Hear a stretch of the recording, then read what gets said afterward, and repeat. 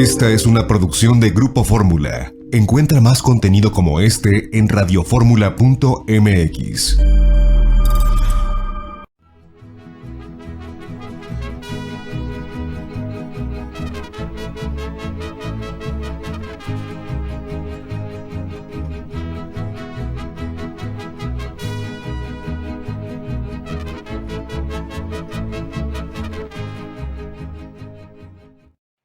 Amigas y amigos, muy buenas tardes tengan todos ustedes. Los saluda con el afecto de siempre José Manuel Villalpando, aquí en una emisión más, por octavo año consecutivo que estamos cumpliendo justamente con este programa. Una emisión más, repito, de la historia que quiero vivir, que estamos transmitiendo como ya desde hace 8 años, exactamente 8 años, lo hacemos a través de los micrófonos y frecuencias de Radio Fórmula. Ya lo saben, en el 103.3 de FM, en la 970 de AM, en muchas ciudades del interior de nuestra patria donde llega esta señal, a los Estados Unidos de América, Puerto Rico y Canadá, pero eso sí, ya lo sabe también, a todo el territorio nacional y a todo el mundo donde existe Internet, gracias a la página www.radioformula.com.mx que está a su disposición. Gracias una vez más por acompañarme durante ya 8 años en estos programas y les recuerdo que están a sus órdenes, por supuesto, las vías electrónicas que permiten comunicarnos, como lo han sido a lo largo ya de estos 8 años, que no me cansaré de repetirlo hoy porque para mí es una gran emoción, un privilegio el que ustedes me hayan concedido su confianza y podamos cumplir este octavo aniversario aquí en Radio Fórmula. Les recuerdo mi correo villalpandohistoriador@gmail.com, mi página de Facebook Villalpando y la Historia, ambas vías totalmente a su disposición. Seguimos en programas grabados, pero yo les agradezco infinitamente su compañía, el que estemos juntos todos los sábados en la tarde, como lo hemos hecho ya, repito e insisto, durante 8 años. Pero si les parece bien, vamos a comenzar el programa de hoy. Vamos a regresar en el tiempo y, por supuesto, a lo que veníamos comentando hace 2 o 3 semanas, cuando hablábamos de la caída de Tenochtitlan ocurrida hace 500 años. Y hagámoslo a partir de una pregunta: ¿qué pasó después de la conquista? ¿Qué sucedió inmediatamente que Tenochtitlan cayó en poder de Hernán Cortés, de los españoles que lo acompañaban y de los decenas de miles de indios aliados que estaban con él? ¿Qué sucedió? Porque miren, estamos acostumbrados desde hace mucho tiempo a través del sistema educativo nacional a que nuestra historia la recordamos en bloques como si fueran compartimentos estancos separados. Sabemos que existió el México prehispánico, que luego vino ese momento terrible de la conquista, que luego ocurrirían 3 siglos de época mal llamada colonial, que enseguida vendría la independencia y que después, hace 200 años, iniciaría el México independiente. Poco sabemos en realidad de lo que sucedió durante esos 300 años, de lo que bien puede denominarse la época virreinal, repito e insisto, mal llamada época colonial, y que de manera más precisa podría denominarse la Nueva España. La historia de los 3 siglos de la Nueva España, sí, sujeta a la dominación española.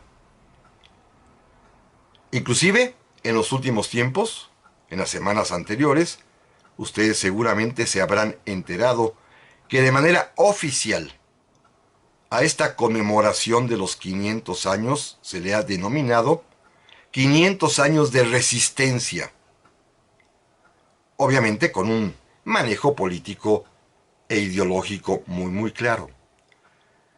Pero yo quisiera hoy plantearles este tema que parte de una pregunta: ¿qué pasó después de la conquista? ¿Qué sucedió inmediatamente? Sobre todo, porque miren, estoy seguro que todos lo hemos reflexionado. ¿Cómo pudo España, a través de los españoles que estaban aquí, en la recién caída Tenochtitlan, Hernán Cortés y 1 millar de ellos, ¿cómo pudieron conquistar, someter y dominar a un territorio inmenso, que es lo que hoy, para en términos geográficos ser muy precisos y exactos, hoy es el territorio mexicano? ¿Cómo le hicieron ese puñado de españoles para dominarlo todo? Esta es la gran pregunta que estoy seguro todos nos hemos formulado, ¿eh? ¿Cómo le hicieron esos españoles? Tan poquitos quedan. Miren, un dato importantísimo demográfico. En los años de la independencia de México, hace 2 siglos exactamente, cuando se hace el primer recuento de población, poquitito antes de que estallara el movimiento del Padre Hidalgo, los habitantes en números redondos de toda la Nueva España eran 6 millones y algo más. Pero lo que quiero destacar que de esos 6 millones y algo más, únicamente 17,000 eran españoles, auténticos españoles. ¿Cómo le hacían estos 17,000 para dominar a más de 6 millones de personas? ¿Cómo lo hizo Cortés con su 1 millar de españoles para dominar, pues, a una población infinitamente superior? ¿Cómo lo hicieron?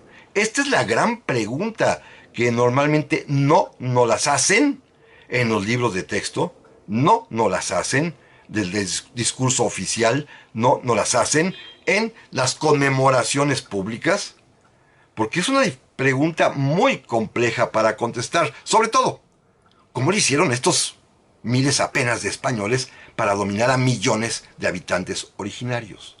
¿Cómo le hicieron? Y duró 300 años la llamada época virreinal. Pensemos un dato adicional.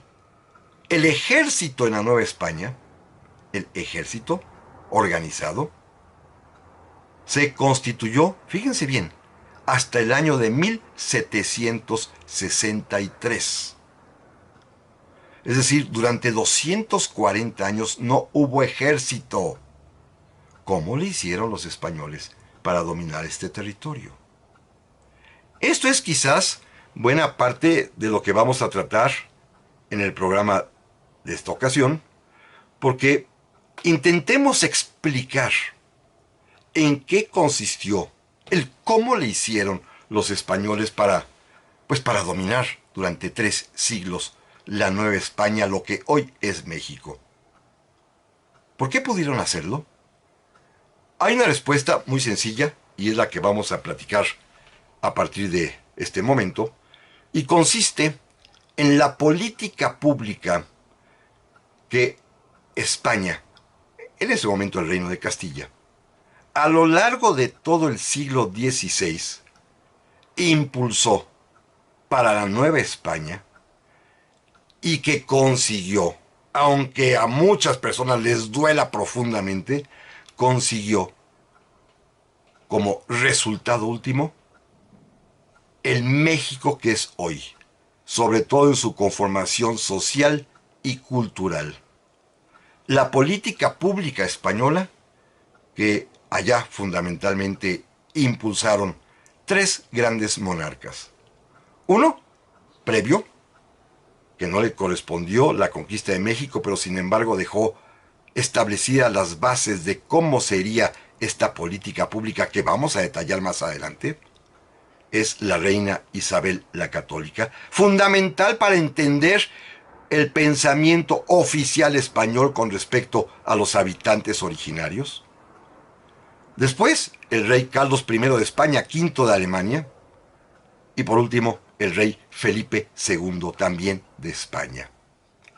Estos 3 monarcas, cada uno en su tiempo, en su época, diseñarán una serie de políticas públicas con respecto a los habitantes originarios, que tiene como consecuencia, y esto es fundamental entenderlo, que los habitantes originarios sobrevivieron y actualmente son parte de nuestro país. Somos conciudadanos, somos un todo plural, diverso, que incluye a muchos criollos, a muchos mestizos y sobre todo a muchos habitantes originarios que, como todos sabemos en los censos, son más del 10% de nuestra población. ¿Cómo sobrevivieron? Digo, sobre todo si lo comparamos con otros países. La política inglesa con respecto a sus colonias en América fue distinta. ¿Recuerdan ustedes aquella frase? ¿El indio muerto es el mejor indio? Bueno, en España no sucede lo mismo. Claro, siempre habrá excepciones. Y ninguna política pública es perfecta porque en toda la historia no hay ningún sistema perfecto. Y claro que hubo abusos, claro que hubo explotación, claro que hubo maltrato, claro que hubo muerte. Por supuesto que lo hubo, ¿eh? Pero lo que queremos entender es cómo fue posible que a pesar de esto sobrevivan las culturas originarias, sobrevivan sus habitantes y estén aquí con nosotros. Se trata, por supuesto, de una política pública española, para generalizarlo, que tiene un altísimo ingrediente y contenido religioso. Está impregnada de catolicismo. Ya sé que hoy está de moda decir que nos impusieron la religión. Bueno, veremos ahorita cuál fue la aceptación que tuvieron nuestros habitantes originarios de esta nueva religión y por qué lo hicieron. Por supuesto, también, repito, como dije hace un rato, hubo explotación y abusos, naturalmente. En el propio siglo XVI son verdaderamente ejemplares por nefastas la conducta que tuvo, por ejemplo, Pedro de Alvarado en la conquista de Guatemala, que tuvo Nuño Beltrán de Guzmán en la conquista de la Nueva Galicia, que tuvieron los Montejo en la conquista de Yucatán. Pero de esto, amigos, vamos a platicar en un momentito más. No se vayan. Ya estamos aquí, amigas y amigos, para el segundo bloque del programa esta semana, en el cual estamos recordando qué sucedió después de la conquista española.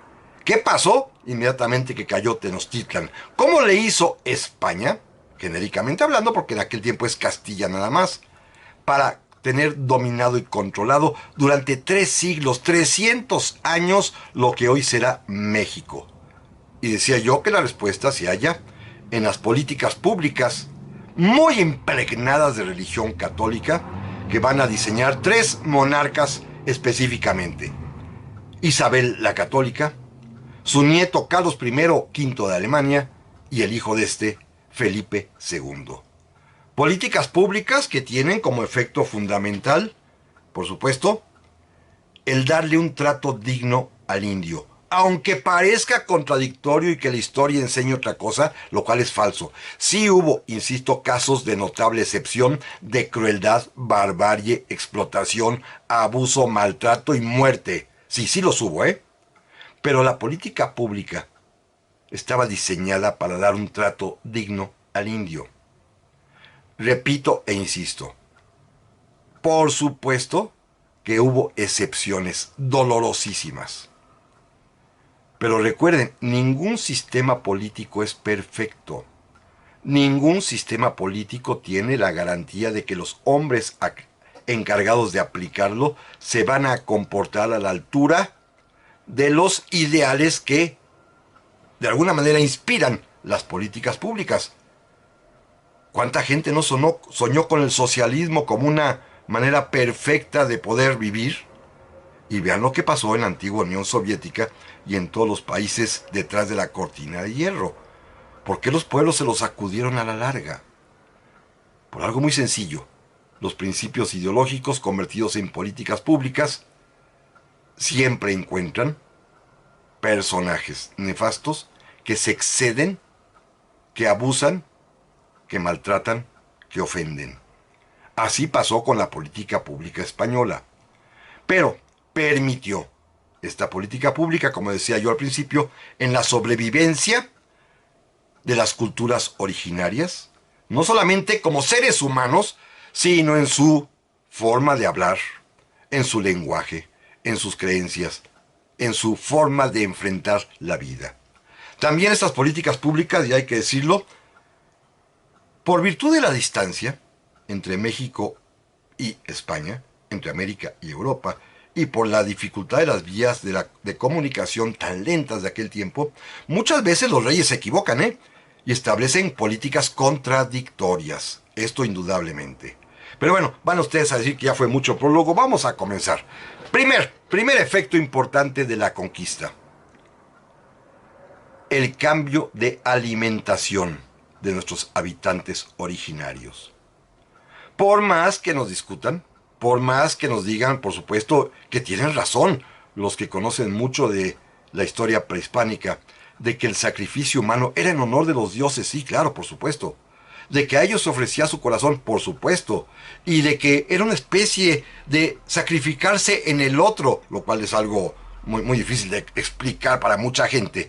De que porque quiero quedar bien con los dioses mato a otro para sentir que soy yo mismo. Bueno, a pesar de todo esto, lo real es que el sacrificio humano servía para darle de comer al pueblo.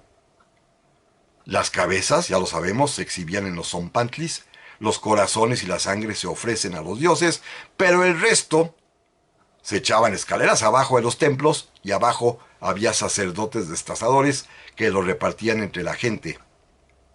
¿Han visto ustedes seguramente el mural de Diego Rivera que está en Palacio Nacional que habla del mercado de Tlatelolco? Allá hay una mujer y un personaje que están comprando y vendiendo trozos de carne humana. Esto era lo usual, era parte de la dieta. Bueno, el primer cambio de la conquista es el alimentario, porque hablábamos de ello hace 15 días.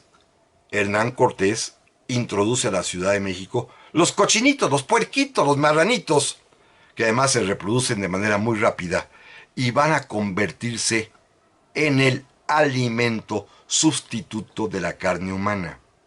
La carne de cerdo ocupará inmediatamente el lugar que antes tenían los guisos de los compatriotas prehispánicos.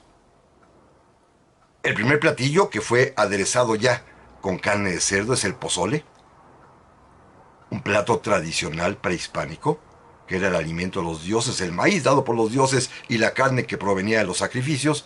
Ahora se seguirá sirviendo pozole en las casas y se cocerá, en lugar de carne humana, carne de puerco. Y todos sabemos cómo se expande de inmediato, porque, repito, se multiplican rapidísimo los puerquitos, y cómo la fusión cultural hará maravillas. ¿Quién no ha disfrutado las carnitas de puerco michoacanas? Que combinadas con la tortilla prehispánica, pues nos otorgan los taquitos. Y después van a llegar, después de los puerquitos, van a llegar los chivos y los borreguitos. Inmediatamente, sobre todo en las naciones náhuatl, va a aparecer un guiso también mestizo culturalmente hablando, que es la barbacoa. Y a disfrutar la barbacoa. Pero junto con estos platillos habrá muchos subsidiarios. Por ejemplo, del puerco sale el chicharrón. De la barbacoa saldrá naturalmente pues otro tipo de guisos también. Y esto va a ser el primer cambio importantísimo que van a introducir los españoles en beneficio de las propias comunidades originarias. La comida, el cambio alimentario. A través, repito, de que llegan primero los cochinitos, los chivitos, los borreguitos, y después llegará también las bestias de carga, los caballos, los burros, las mulas, y las de tiro como los bueyes, además de las vacas que también tendrán una importancia alimentaria fundamental. Esto es una primera innovación que llega de inmediato. Aquí no se requería todavía ninguna política pública. Pero vamos a comenzar, miren. ¿Quiénes son las primeras beneficiadas con la conquista? Lo que voy a decir va a sonar totalmente herético para muchas personas, pero así fue en realidad. Las que agradecieron en primer momento la conquista fueron las mujeres originarias. Fundamentalmente, no las aztecas, claro, pero sí las huejotzingas, las tlaxcaltecas, las xochimilcas, las chalcas, las totonacas, las tepanecas. Las mujeres fueron las primeras en aceptar la conquista. ¿Por qué? Porque ya no se sacrificaban a sus hijos. Porque ya no tenían que ver el doloroso trance de que a su hijo se lo llevaban los aztecas para sacrificarlo. Este es un cambio de mentalidad absoluto, ¿eh? De pronto, las madres mexicanas, y las que son madres me entenderán perfectamente lo que estoy diciendo, las madres mexicanas verán como un respiro el cambio de dominio, el cambio de paradigma religioso. Porque en lugar de dioses que exigen el sacrificio humano, la nueva religión tiene un dios que ellas ven representado en un crucifijo, en donde el hijo de ese dios ya murió por todos los demás en la cruz. Quizás no lo entiendan teológicamente, pero sí lo comprenden a la perfección cuando ven que sus hijos ya no son arrebatados del seno familiar para ser sacrificados. Y las mujeres comenzaron a sentir cierta mejora de derechos. Ya sé que me van a decir, por supuesto, que les faltaba mucho. Por supuesto que sí, pero la condición de la mujer en aquel tiempo, en la época prehispánica, que era de ser una cosa, de pronto con la conquista, además de que los hijos ya no eran arrebatados a sus madres, también las mujeres comenzaron a adquirir ciertos mínimos derechos. Por ejemplo, en la época prehispánica era impensable que una mujer pudiese administrar su pequeño o grande patrimonio. Con la conquista, las mujeres comenzaron a tener derecho para administrar su patrimonio. Fuera poquito, fuera mucho, pero ya lo alcanzaban. Y un cambio más bien importante, que también yo sé que esto suena hoy en día totalmente fuera de contexto y antifeminista, pero de pronto las mujeres indígenas también se vieron beneficiadas con el cambio cultural impuesto por España, con principios religiosos católicos, y se eliminó la poligamia. En la época prehispánica los señores tenían derecho a tener, valga la redundancia, cuantas mujeres, cuantas esposas pudieran mantener. Cuando llega la conquista española, la política pública en materia familiar va a imponer la monogamia. Una sola esposa. Claro, los señores van a tener todavía muchas casas chicas, esto seguramente, pero ya una de ellas, una de esas mujeres al menos, se va a beneficiar con los derechos de ser la esposa legítima. Y van a competir por ser las esposas legítimas. Hay un cambio, pues, de paradigma. Recordemos algo importante, ¿eh? Todo esto es historia, ¿eh? Y la historia no es un juez, la historia no es un tribunal, la historia no está para dictar sentencia de qué fue bueno o qué fue malo. La historia es simplemente para entender, para comprender, para explicar, para poder darnos cuenta de cómo fueron las cosas, no para castigar 500 años después a los responsables. Esto ya pasó. Simplemente se trata de entender, de comprender, de asimilar y poder explicar qué fue lo que pasó y cómo somos ahora en día. Volvemos, amigas y amigos, enseguida. Ya estamos aquí, amigas y amigos, para el tercer bloque del programa esta semana, en el cual estamos tratando de explicarnos, de comprender cómo fue que España haya podido dominar por tres... Fíjate.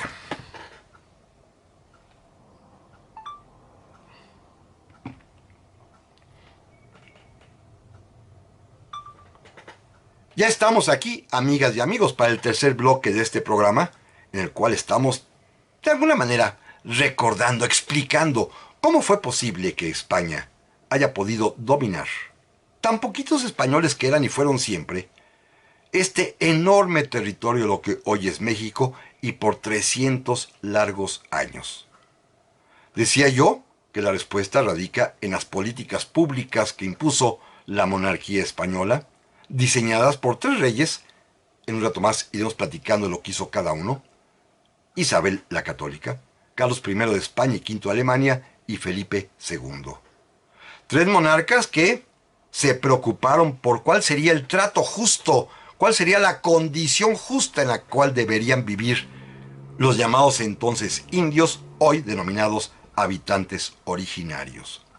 Una política pública impregnada de catolicismo, que tuvo éxito, Tan es así que hoy estamos aquí, 500 años después de aquellos sucesos, conviviendo como sociedad mexicana, como ciudadanos, los que aquí nacimos y que procedemos de los más diversos orígenes.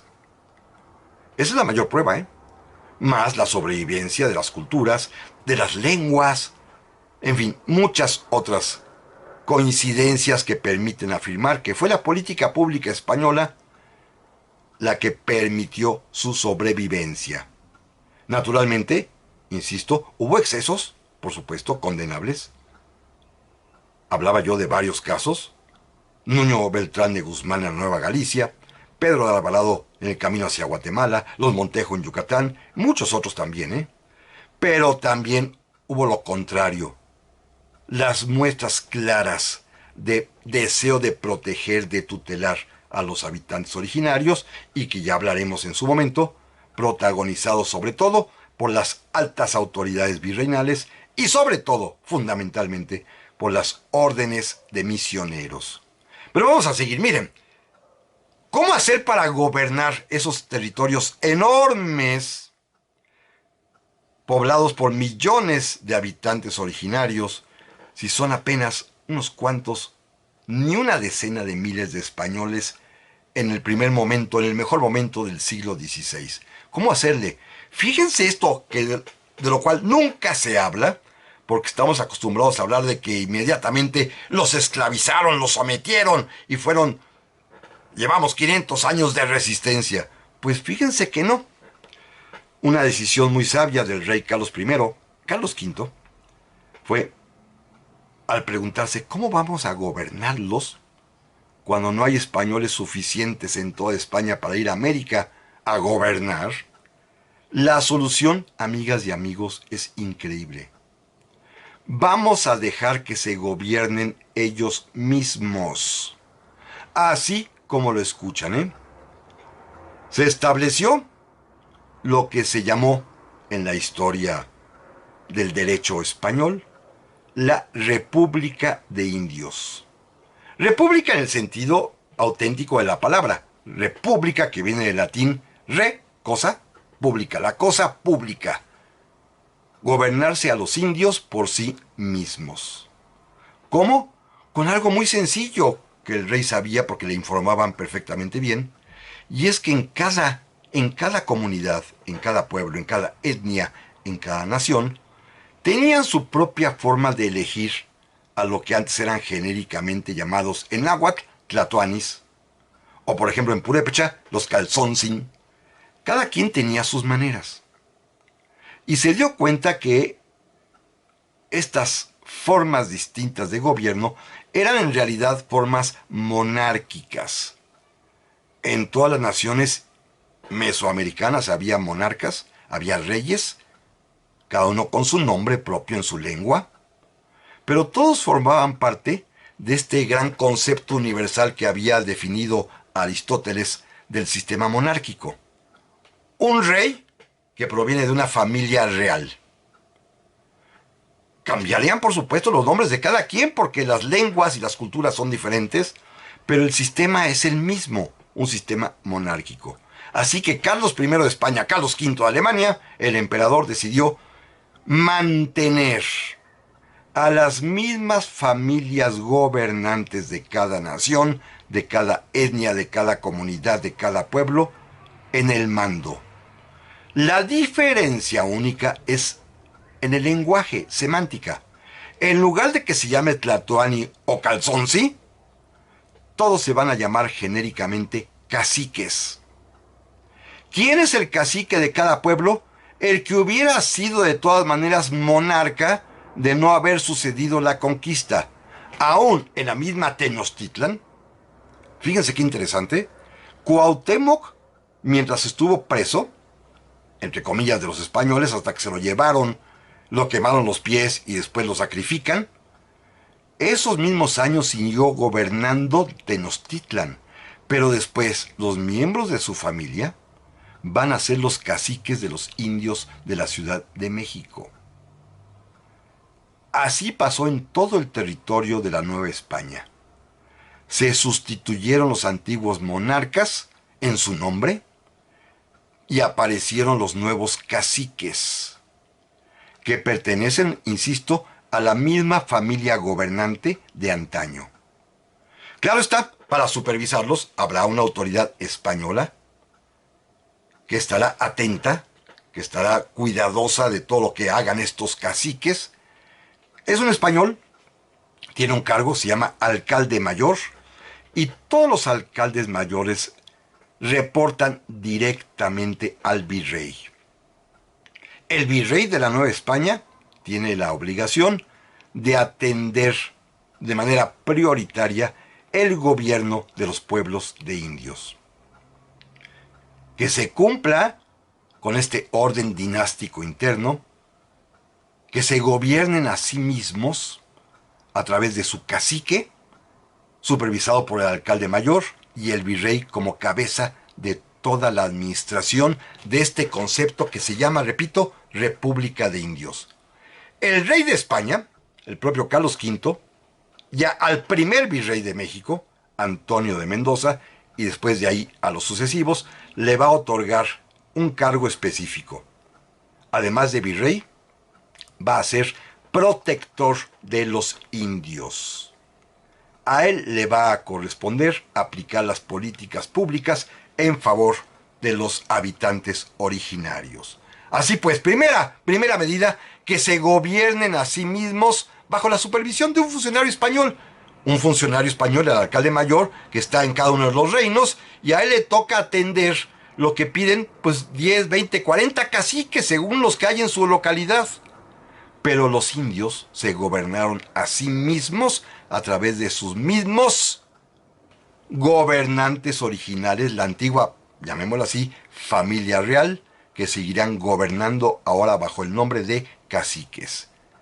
Por eso pudieron dominar, porque los dejaron gobernarse. Pero además, segundo punto importante, también Carlos V decidió algo fundamental, y esto es verdaderamente muy, pero muy importante. Decidió que en esa gran república de indios, es decir, en todas las naciones originarias, en todas las etnias, en todos los pueblos y comunidades, escuchen esto, amigos, siguiera vigente el antiguo derecho prehispánico basado en usos y costumbres, que los indígenas se siguieran gobernando con sus propias leyes, excepto, claro, aquellas leyes que se opusieran a la religión católica. Voy a poner un ejemplo, ¿como cuál? Las antiguas leyes mesoamericanas permitían, o fomentaban más bien, la poligamia. La poligamia es contraria a la religión católica que precona la monogamia, entonces estas leyes sí no están permitidas. Pero en lo demás, todas las demás leyes prehispánicas van a quedar vigentes en todos y cada uno de los territorios donde hay comunidades, pueblos, naciones. Van a permanecer pues bajo su propio derecho, bajo su derecho antiguo, bajo sus leyes tradicionales, repito, basadas en usos y costumbres y gobernados por su cacique. Fíjense la combinación tan exitosa que logra el rey. ¿Cómo gobernar aquello tan inmenso? Que se gobiernen a sí mismos supervisados. Pero estará al frente de cada lugar, de cada comunidad, de cada pueblo, un cacique que proviene de su propia familia real, llamémosla así, y van a vivir toda esa gente con las mismas leyes que tenían antaño, siempre y cuando no sean opuestas a los principios de la religión católica, y de esto el virrey se tiene que encargar. Pero además, y esto es bien importante, estas leyes les permiten seguir, por ejemplo, con sus usos y costumbres en materia de comercio, en materia inclusive del respeto hacia los ancianos y las familias, en materia de contratos, en muchas materias, en derecho agrícola, cómo cultivar.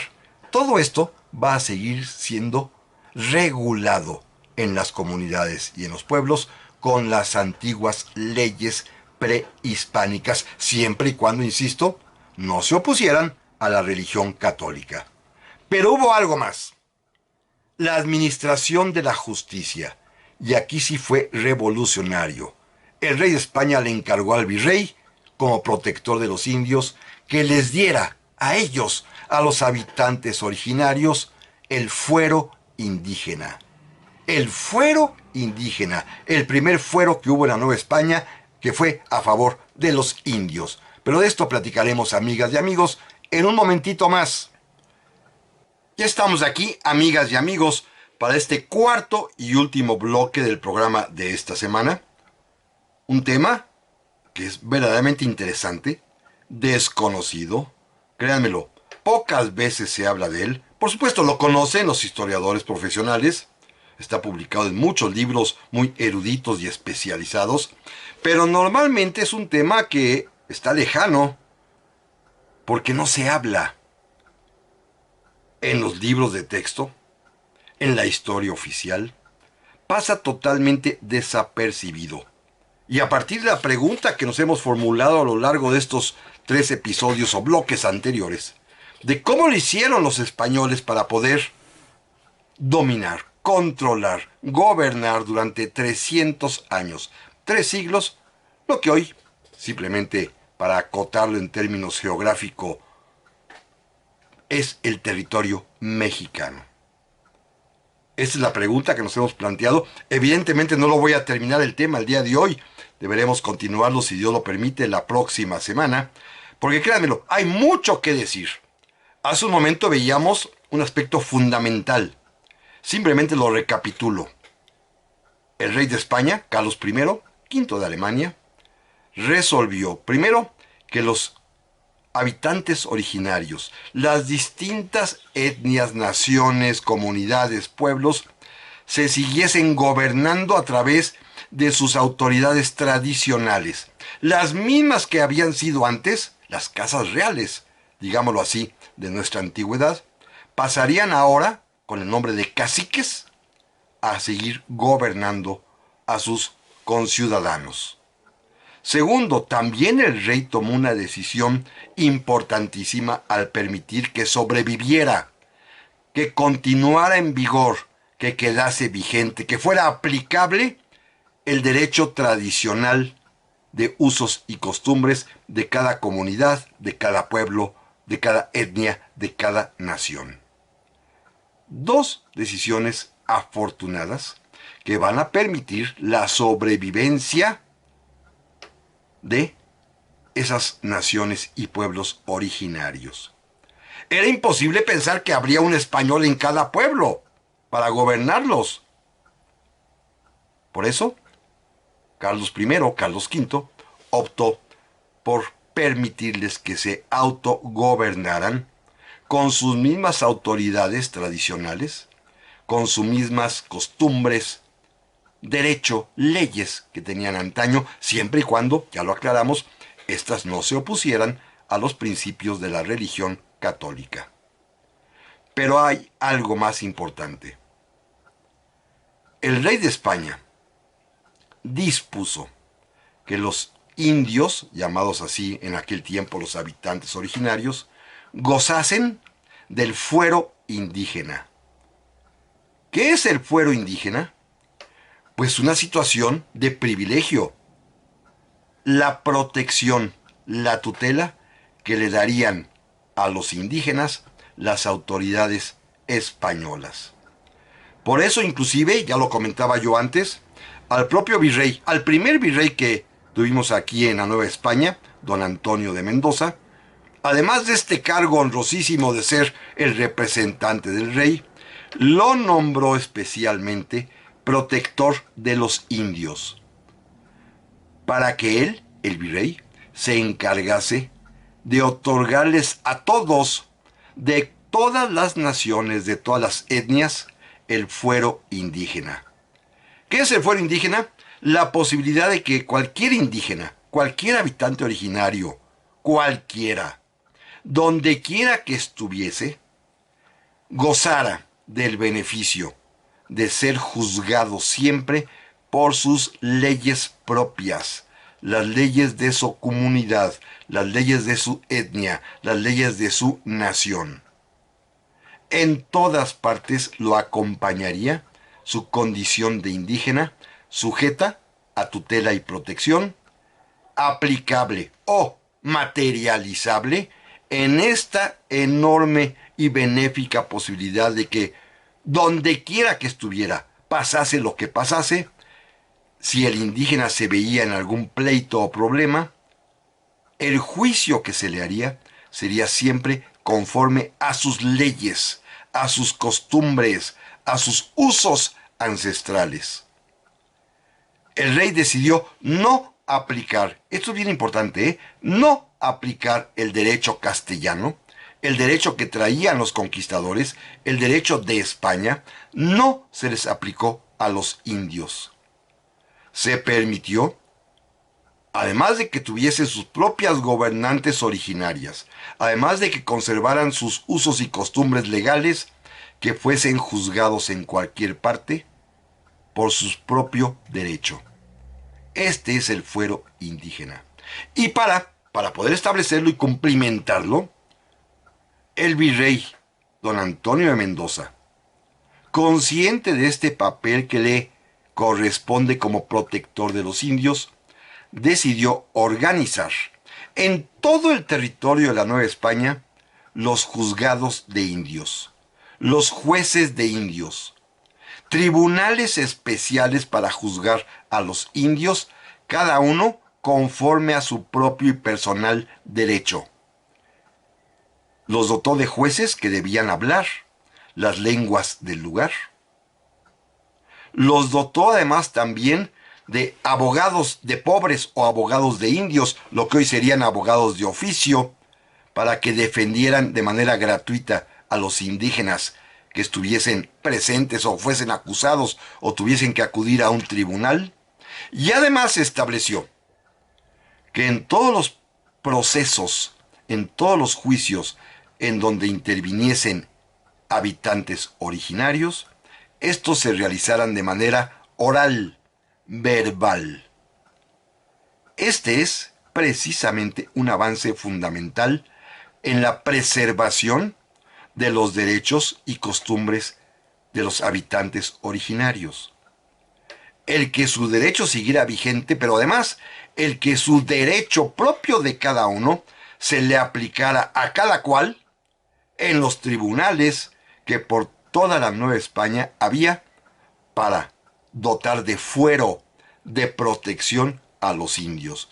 Un fuero, una protección que consiste en aplicarles su propio derecho, el derecho autóctono, el derecho personal de cada quien, según su etnia, según su población, según su propio forma de ser, su lenguaje, su idioma, sus costumbres.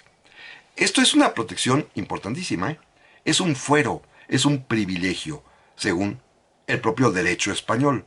Se le otorgó a los indios porque el rey, si ya les había concedido, insisto y repito, el autogobierno a través de los caciques, que son los mismos de las familias que antes los gobernaron, si les había concedido además también que superviviera sus usos y costumbres legales en la compra-venta, en el arrendamiento, en todo tipo de contratos, pues también permitió que ese derecho que quedaba vivo se les aplicara a todos los habitantes originarios, donde quiera que estuviesen, a través de estos juzgados o tribunales de indios. Todo esto tiene como origen la necesidad moral y política que desde los días del descubrimiento de América, ya por 1492, cuando en España se enteraron de que había habitantes originarios en lo que después será llamado América, una reina, la monarca Isabel la Católica, que fue la primera, además, en comprender que esos habitantes eran seres humanos, Isabel la Católica, en su propio testamento, dejó la orden imperativa, obligatoria para todo el imperio español, de que a los indios, y no es peyorativo llamarlos así, así se les decía entonces, a los habitantes originarios, a los indios de entonces, se les diera un trato justo y equitativo. ¿Cómo? La reina Isabel la Católica lo describió. Ella misma dijo las palabras por las cuales deberían ser atendidos y considerados los indios. Fíjense bien, la reina dijo que los indios son vasallos libres de la corona castellana, en condición de rústicos o miserables, y por lo tanto merecen la protección, la tutela de la autoridad. ¿Protegerlos de qué? Pues de los voraces españoles abusivos. De eso se trataba.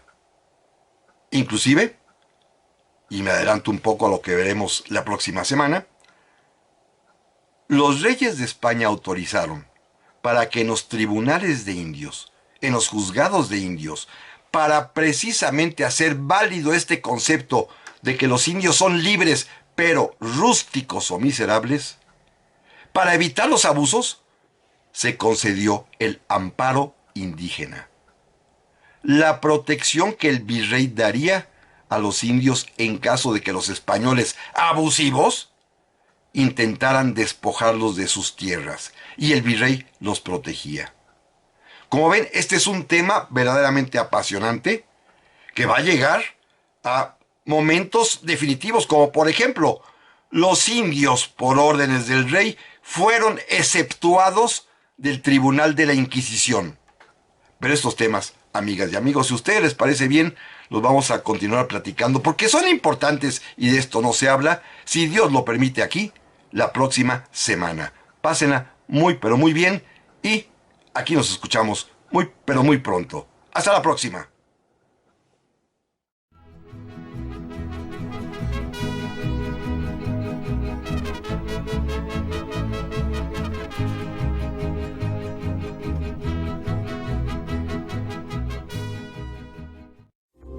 Esta fue una producción de Grupo Fórmula. Encuentra más contenido como este en radioformula.mx.